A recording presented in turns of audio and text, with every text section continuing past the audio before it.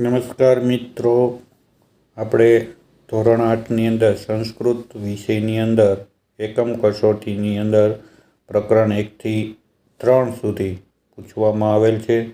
તો તેમાં આપણે જોઈશું પહેલો પ્રશ્ન, નીચે આપેલા વાક્યોનું સુંદર અક્ષરે લેખન કરો. એટલે અહીંયા માત્ર તમારે છે તે લેખન કામગીરી કરવાની છે, બીજું કંઈ કરવાનું નથી. એટલે તમારે અહીંયા લેખનની કામગીરી કરવાની છે.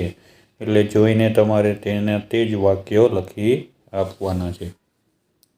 ત્યાર પછી પ્રશ્ન 2 છે, ગદ્ય ખંડ વાંચીને આપેલા પ્રશ્નોના જવાબ સંસ્કૃતમાં લખો. તો તમારે આ ગદ્યખંડ આપેલો છે તે વાંચવાનો છે. એની નીચે 5 પ્રશ્નો આપેલા છે. તો એ 5 પ્રશ્નોને વાંચી તેના જવાબ લખવાના છે. તો મિત્રો અહીં તમે જુઓ મેં લખેલા છે, તો તમે તેના આધારે તેના જવાબો લખી શકશો. ત્યાર પછી તમને પ્રશ્ન 3 જુઓ, તેની અંદર આપવામાં આવેલ છે, આપેલ ઉદાહરણ મુજબ અર્થપૂર્ણ સંસ્કૃત વાક્ય લખો. તો તમને અહીંયા બાલકઃ તો બાલકસ્ય એવી રીતનું તમને દેવઃ, જનકઃ, મયુરઃ, છાત્રઃ, મહેશઃ એવું આપેલું છે. તો તમારે ઉદાહરણ પ્રમાણે લખવાનું છે, જે મેં અહીંયા તમને આપેલું છે એવી રીતનું દેવસ્ય, જનકનું જનકસ્ય, મયુરનું મયુરસ્ય, છાત્રનું છાત્રસ્ય, મહેશનું મહેશ. તો આવી રીતનું તમારે એ બનાવવાનું હતું. હવે આગળ વધીએ તો પ્રશ્ન નંબર 4 છે. પ્રશ્ન નંબર 4 ઉપર જોઈએ આપણે કે આપેલ ગુજરાતી વાક્યોનું સંસ્કૃતમાં લખો. તો તમારે એનું સંસ્કૃતમાં અનુવાદન કરવાનું છે. આ ઘોડો છે, એ સહ અશ્વ અસ્તિ.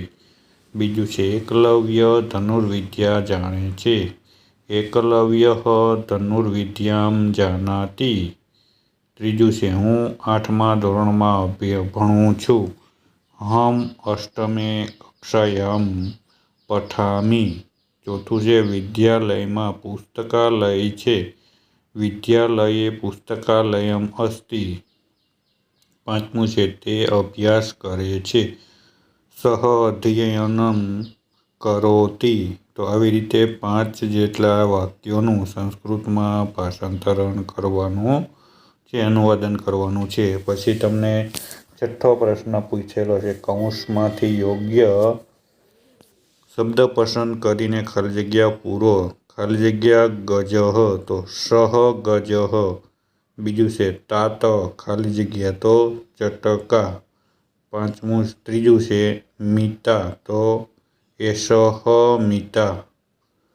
ચોથું છે, વિમાન તો તત વિમાનમ.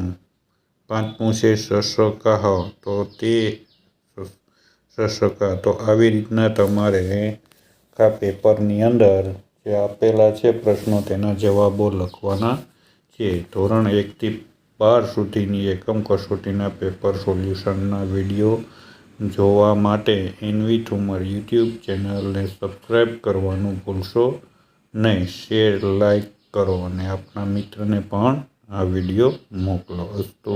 જય ભારત, જય હિન્દ.